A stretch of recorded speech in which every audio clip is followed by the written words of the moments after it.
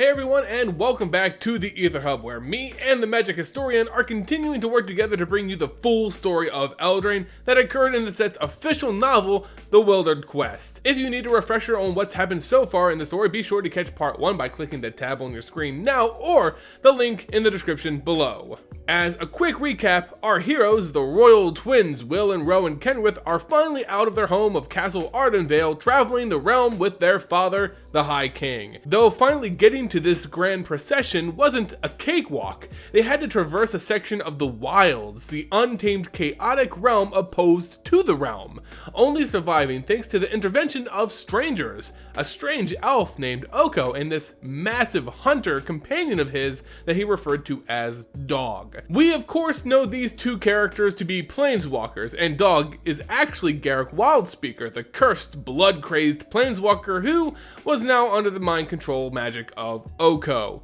Either way, they did help the twins catch up to their father, but something isn't quite right. To the horror of the entire procession, and especially the twins, the High King goes missing after it's discovered an imposter had wandered into the camp. Without a king, the realm sits on uneasy times as winter falls. We return to the story as Will walks through the somber halls of the High King, reflecting on the empty throne where his father once ruled. It has been months since his disappearance. Countless parties were on the march searching for him, but nothing proved fruitful. What remained was a sword, sitting useless above the throne. A once magical sword that's been expired. The sword of the High King used on his quest for the High Seat. The same quest the Queen, their mother, Linden was on, but failed to complete. Now only one sword of the questing beast, the entity who set them on that path, remained, and its owner was nowhere to be found. Linden now ruled over matters that needed attention, but she was not the High Queen. She could never have that title, nor did she want it. She wants a safe and secure realm, and will do anything in her power to keep that standard. Will is then pulled away by his younger sister, his half-sister, the true daughter of the Queen and King. Will and Rowan were the King's children, yes, by blood, but their mother was not the Queen. Hazel, the young, spunky lass, pulled at Will's arm, beckoning him to follow her. Something was troubling. They raced through dark corridors and downstairs to the dank, low-lit tunnels of Ardenvale. There it was, a fairy, small, blue, brandishing stolen pins it used as a lance, showing its sharp, disgusting teeth. Hazel was quick, brought out a sling and launched a rock, more of a pebble really, killing this little creature of the wilds. These fairies were merely a sign. The wilds were growing more bold with the High King missing. Something needed to be done. Adding more troubles, Will encountered guards, normal citizens rumoring on the King's disappearance and the Queen's potential involvement. Will put those men in their place, but we learn more about their family history. That Will and Rowan's birth mother was someone Alganus, their father, met in the wilds on his high quest. She, whoever she was murdered by the forces of the wilds. And Linden, their queen, took it upon herself to care for and raise the kids as her own, stopping at 4 of the 5 knighthoods needed to become High Queen, sacrificing that opportunity for them, as their father, who still loved Linden, earned that honor of High King. Still, the people grew suspicious that Linden was jealous of her kingly husband, maybe staging a disappearance to rule in his stead. Will paid it no mind. But it didn't change the fact that the king was gone. He ran off to find his sister, Rowan. They needed to act. Will and Hazel find Rowan in the armory, sharpening her sword with her old friend and young knight of Ardenvale, Titus, and a young healer of the courts, Seiben. They begin to discuss the wilds and how in the past they would never dare to encroach on their lands with their father around. And that revelation is what spurs Rowan to inquire about a quest. Their own quest to find the king. Titus interjected. They can't, they have no experience, they're not knights. What can they do that others hadn't? That was exactly the point. Others had failed. Knights had failed. Something different needed to be done. His children needed to embark on this quest. Funnily enough, this day was the twins' birthday. Who was going to tell them no? Titus and Seiben relent and decide to go with them. Together, they would brave the wilds and find the High King. Their plan is simple enough. Travel first to Castle Ventris. Address the magic mirror. It's a strange, magical object that trades secrets for knowledge. It could point them in the direction of their father, but only for knowledge it doesn't already know. Will and Rowan swear that they have a secret for the mirror, but the others are a little more skeptical. It's so rare to impress the mirror, and no one's done it in such a long time. Still, it was a plan and a start. Yet, their meeting was interrupted by the Queen herself, always knowing exactly what her children are up to. Though to their surprise and joy, she didn't convince them to stop, only wishing them well. This journey on the eve of winter was about to begin. So the quest to find the High King actually begins now. We have our party that is heading out of Castle Ardenvale. You have the Kenrith twins, their two crushes essentially, Titus and Cerise, along with Cato.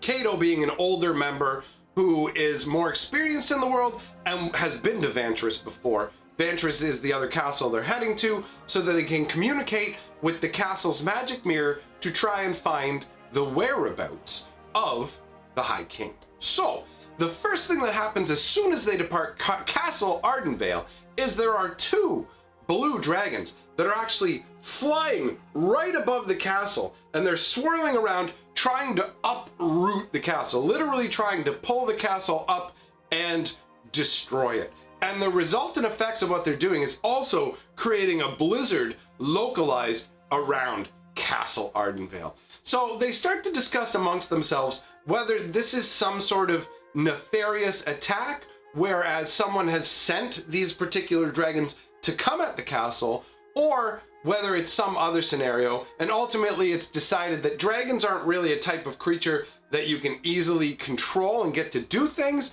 so more likely is someone has kind of riled the dragons up, just kind of got them up out of their roosts through some other means, and the dragons just happened to show up here and thought it would be fun to try and destroy a castle.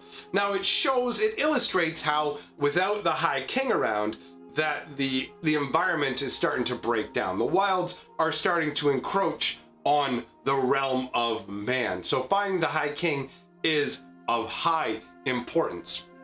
So basically, what they do is they start to journey towards Ventris. Now there are a number of villages and way stations that they stay at along the way, and they hear rumors or just flat out actual true stories about things that involve the wilds encroaching again on the realms of man. So you have red cap attacks, other things, just unfortunate effects of the wilds coming at mankind. And what this has done is it's made the local populations very fearful. They're terrified that they're going to be returning to a time where the elves ruled all. And that's because when the elves ruled all, they used to hunt humans for sport, especially during the midwinter solstice.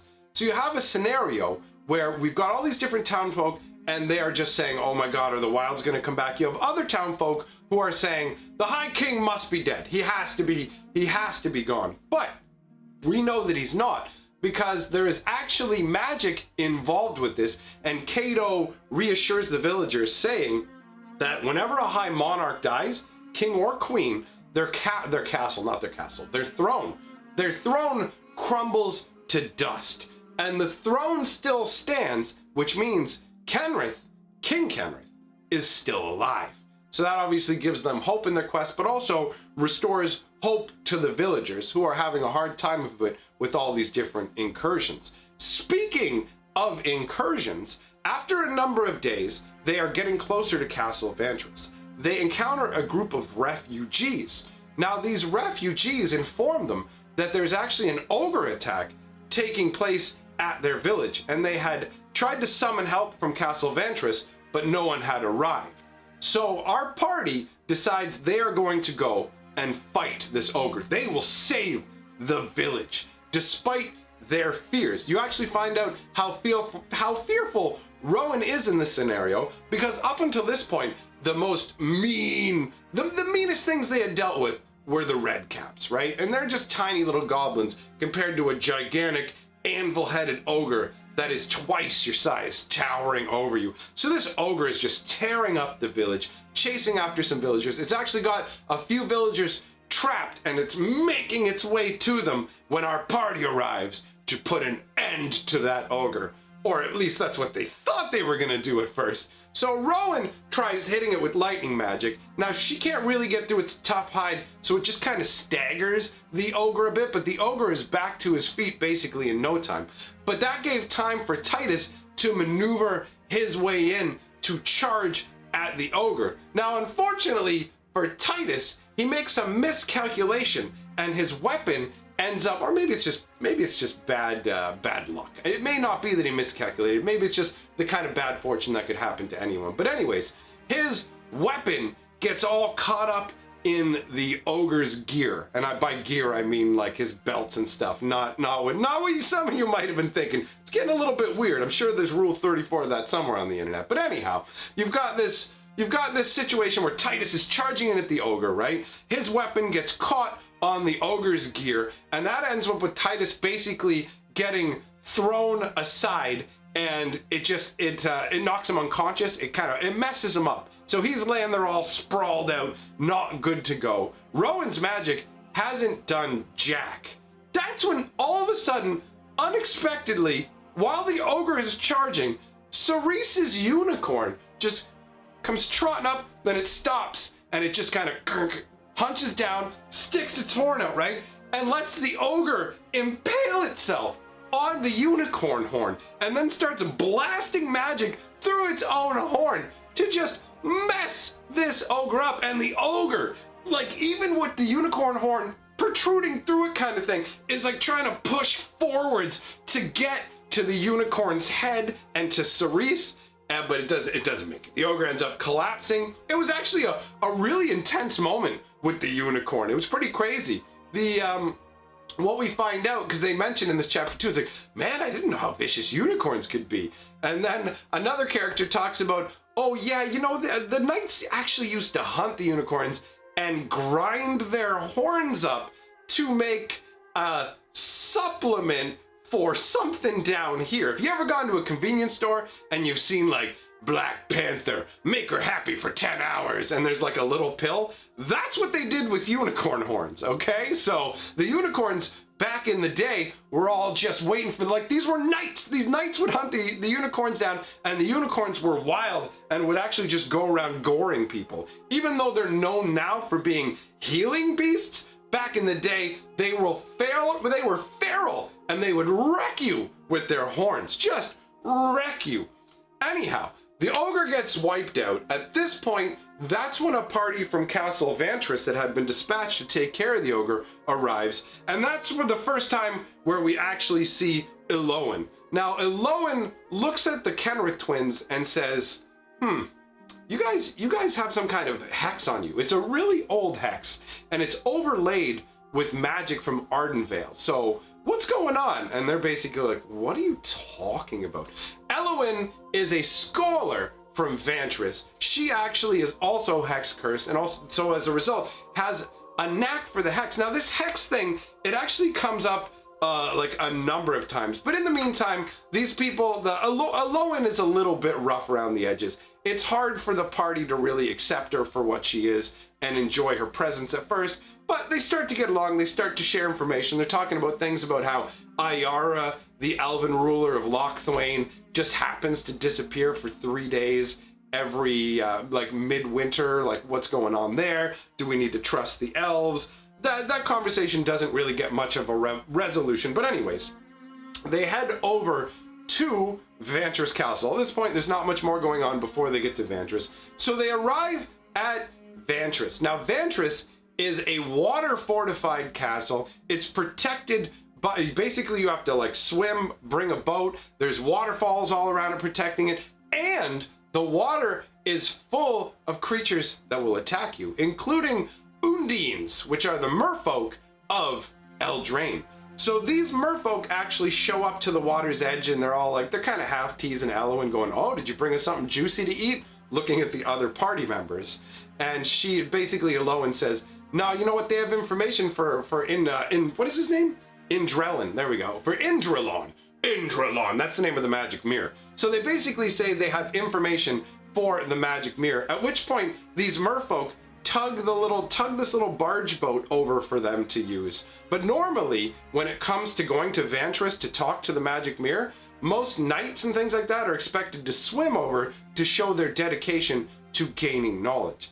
So at this point, they enter Ventris, they see what the castle has to show, you know, your market stalls, all that. But the really interesting thing is a set of stairs that runs down into the water. So there's the first couple stairs, but then there's just water. And as they come up to it, Cato had actually gone ahead of them. He had flown over while they took the barge over. So he was just standing up. He had been rejected by the mirror. How it works is you have to convince them, by speaking over at the watery staircase, you have to convince the magic mirror to grant you an audience, because the whole thing is submerged under water. So Will walks right up to the water in just kind of excitement and goes, "I have a secret." And Rowan's like, "What are you doing? There's forms we have to observe the proper way of addressing the mirror. You have to introduce yourself and say this." And he was basically like, "Look, we don't have time. We do not have time for this. This is a secret this mirror is bound not to know." And then boom, all of a sudden the water at the stairs starts to recede, and they are granted entrance down to the mirror. There's a deafening roar of the water as they approach the mirror, but once they get close enough to the mirror, all is perfectly still and silent. The mirror has kind of a keyhole shape, the same as the symbol for Castle Ventris, and it flares to light, and it greets the children.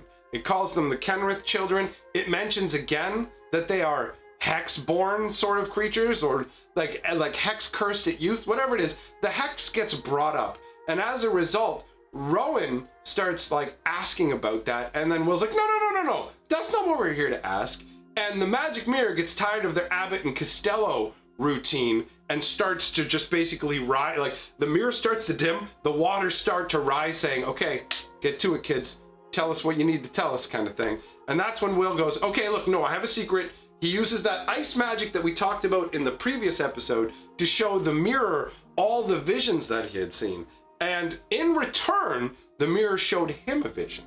It showed them two white obelisks in this kind of like grassy mound area somewhere out in the wilds. And there was a creature there, a stag. And the mirror says, "Find the stag, find your father."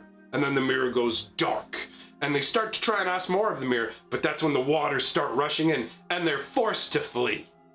With the magic mirror seemingly learning about the latent planeswalker spark residing in Will and Rowan, those are supposedly the visions they showed the mirror, the twins start their next leg of the journey, which would take them squarely into the territory of the wilds. The only place that knows specific locations within the wilds, and could aid the group in traveling there, is Castle Garruk, on the very edge of the realm itself. That is their next destination.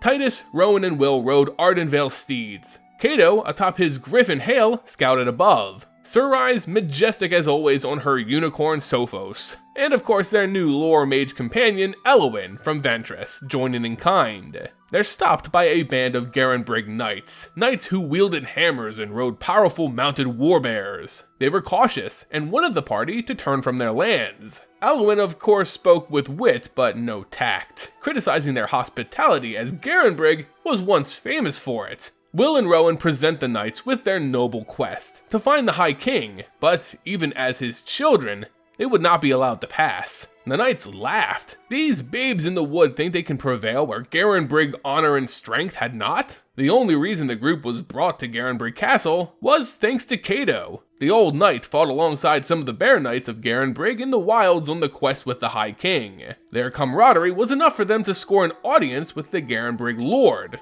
a giant named Yorvo. As they traveled, they find out why the knights were on edge. Floating near Garruk, almost on top of it, was the flying magical castle Lochwain, ruled by the elven lady Ayara. The only elf noble of the court rules the Knights of Persistence as one of the 5 courts. Still, people didn't trust Ayara, even as she feasted with Yorvo on Midwinter's Day. Some people suspect that she still practices the elvish traditions of the wilds, but none would dare ask her. She was mysterious, always looking for her court's lost relic, the Cauldron of Eternity. Still, her knight's arrogance pushed those of Garruk the wrong way. Tensions were high. Either way, they were finally on their way to the great henge of Garenbrig, the thing Lore Mage Alwyn of Ventris says they need for their journey to continue. It's basically a magical portal, a treasure used by the Garenbrig Knights to travel anywhere in the wilds. They would need the great henge to find their father, this specific location at a specific time, the morning of midwinter, and this mysterious white stag that would lead them to the king. Our story continues with our party headed towards the Great Henge. Now, Will can't help himself. He finds his eyes keep being drawn to Lochthwain, but every time he looks at it, there's a buzzing in his head. But that's put away for the time being. Now, there are a lot of talk about Will and Kenrith's family just kind of back and forth discussing different things, and it seems like Elowen knows a lot about like their past, and it comes up that Elowen actually used to be part of an adventuring party that went along with the old king, the High King. Basically, they used to be friends. Cato, the High King, Elowen, they all traveled together. Actually, the family stuff comes up a lot in this one. They actually get to the Great Henge with its giant towering monolith. There are all kinds of, this is the land of King Yorvo, so there's a lot of focus on strength. So you got people carrying around big stones and doing all kinds of strength training. Nobody's missing arm day. Is arm day a thing? I know leg day is. Anyways, nobody's missing arm day on Yorvo's watch. So you've got these gigantic obelisks everywhere. There's one so massive that even the giants that live in this land wouldn't be able to deal with it. Now, originally it used to stand proudly erect, but it has smashed down and now creates kind of like a ramp up into the sky that has been broken off.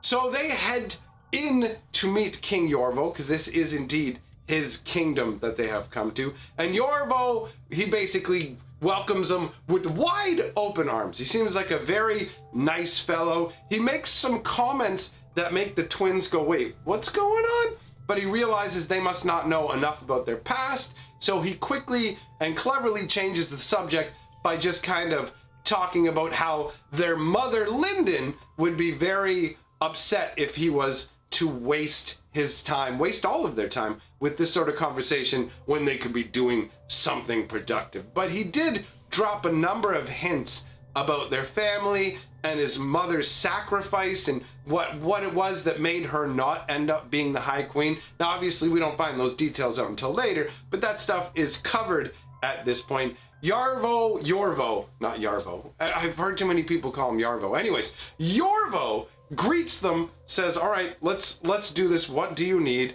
And they say, we're going to need to use your portal. Basically, what happened is Elowen knows from the vision that they were given that they have to be at a particular part of the wilds on midwinter's day. She knows because the two obelisks that were shown in the vision, the way that the light was coming through them, there's only one place in the world that could be, and only at one time. That's basically dawn on midwinter's day. So they go ahead and set up to teleport over there. Yorvo says it won't be much difficulty to actually go ahead and get it set up for you, as long as you know exactly where you're supposed to be going. Finally, it was here. The morning the magic mirror's vision had shown them, a waking stag in the wilds. They needed to move, to find this location between white obelisks before it was too late. As Yorvo appeared again, he asked for the party to be certain of this dangerous choice. With one more round of assurance, the giant moved the ritualistic stones to the precise locations, and the Great Henge activated. And asking how much time they would have to find the High King, Yorvo responded, a single day. Once the sun sets, the henge will close. Again, in a year and a day from now, the portal at this location will open again. After that, you'll be considered lost to the wilds. With some hesitation, the party bands together and ventures through the Great Henge into the wilds. Will was confused by the experience. When once it was cold as winter, it opened to a lush green forest so full of life. He began screaming for the others, who he had lost track of. But an annoyingly smart voice echoed, "Shh, don't stir the wilds." It was Elowen, and the others, thank goodness. They had made it. time moved slower here. They had more time to await the sunrise and the appearance of this stag. But this was the right spot. The broken obelisks rest apart with a bed of flowers between them. That's where it was going to appear. But this tranquil scene is quickly ruined by the reality of the wilds, as a giant drake swoops up and grabs Titus in its claws. The team went into action, their first real test of the wilds. Surrise let loose an arrow, but it bounced harmlessly off the drake's plate scales. Kato took to the skies on the griffin Hail. Hail plummeted on top of the drake, cutting at its eyes as Kato thrust with a spear. They were able to overwhelm the drake, who dropped his would-be prey and flew off. Titus was okay, but the party quickly learned why the realm feared the wilds. Elwyn proved her mettle as she wouldn't stop mentioning the fact that she had traveled to the wilds before and learned so much of its mysteries. She assured the group that this was the correct place, as the midwinter hunt of the wild elves would take place at sunrise as light enclosed the obelisks. It was as the vision foretold. A stag would appear, they just needed to wait. As Elwyn was going on and on about the wonders of the wilds and the perils of jade and obsidian bridges, Kato on sentry duty screams out, "Danger!" Something was coming. The group turned, ready to fight. Will and Rowan conjured their preferred magic. Will in ice, and Rowan with lightning. A shadowy rider smelling of death approached, sucking the very heat out of the air. It was a lich knight, an undead knight of the realm hunting forever to extinguish life wherever it finds it. Now, it finds a group full of life, and attacks. Titus, the brave young knight, was the first to meet it in combat, as Will shot what magic he could at the monster, unfortunately to almost no effect. Hail and Kato attacked, but only came away with a tattered helmet. Elwyn shot a blue orb of exploding magic, but it was too weak to make any impact. Again, Surise's arrow did nothing but tear away at already torn flesh. Titus gathered the group. It was time to retreat to a better position. Elwyn instructed them that a lich knight cannot cross water, so they made their way to a nearby jade bridge. Titus bravely took the rear, ensuring everyone was together and made it across. As Will was running, he turns back and sees it, the white stag. It was sleeping, laying under the bed of flowers. Maybe under a sleeping curse? Would the sun be the thing that wakes it? Is this what they're here for? All that had to wait, as the Lich Knight pressed them. Everyone made it to the bridge but Titus, turning now to face the Lich. He didn't meet steel, but couldn't run either. The Lich's magic had frozen Titus. Smoke bellowed and fog appeared from nowhere, the dark tendrils reaching out like a shadow, encompassing Titus and his horse. Once freed from the spell, Will and others watched in horror as the young, brave knight was revealed, lifeless, drained of his essence, slumping over in a husk of his former self. Will wanted to rush to his friend, but Rowan tried to stop him. It was too late. Still, the spell of the Lich Knight was strong, calling to him to join Titus in death. It compelled him to step off the bridge. But, as the same killing smog bellowed up for Will, a flash of light crept from the horizon. Dawn. A magnificent white stag appeared from nowhere, charging the Lich Knight and its dead mount, goring and thrashing it with massive antlers, before running off across a bridge. It looked like it was running in fear, running from something. Rowan snapped from her disbelief and went over to her brother. Will was safe, but the stag, they needed to follow it. It was their last chance to find their father. Still, the party took some time to mourn the loss of their friend Titus, collecting his sword to bring back to his family. Elwyn set his body on fire, destroying it so that a new Lich Knight wouldn't rise in his stead. There was a bitter feeling in their hearts that spurred them to continue on, to ensure his sacrifice wasn't in vain.